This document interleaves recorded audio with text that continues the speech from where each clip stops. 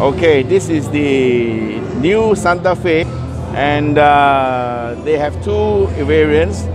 The one we're looking at is the diesel version, and this comes with an 8-speed gearbox. Now both the Santa Fe are going to be assembled locally here in Malaysia at the Inocom plant, and this car actually looks quite good. Now, it's a big improvement over the previous Santa Fe. Size-wise, it remains about the same. And this is what you would call a large-sized SUV. 19-inch wheels for the Santa Fe are standard. And it looks like it's the same set of wheels across the board. Seating is, okay, officially it looks like it's a 7-seater. But it's more like a 5+2. Okay, so it will seat 5 people with luggage and maybe another 2 smaller size people, which will leave you a very small space at the back for your luggage.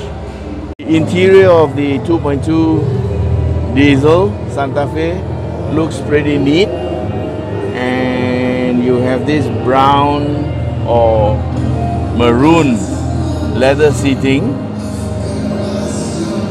Very interesting combination. This would make a very good outstation vehicle for people who need to travel long distances, and it looks to be pretty comfortable. This is the gear lever, and from what you can see, there is drive mode selection, auto hold, camera view, and also hill descent control. Steering it's got a nice feel to it. Small size, this is about 13 inches, and there are the regulation steering controls, and you have diff lock. This one looks like it's some warning for car coming on the blind side warning. Traction control, and this is the hill hold. Yeah. All right. This is the 2.4-liter naturally aspirated gasoline engine for the Santa Fe petrol version.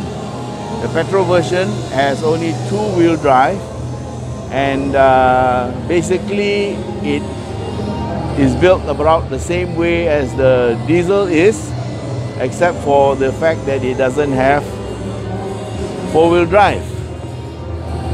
Interior looks a bit more lavish.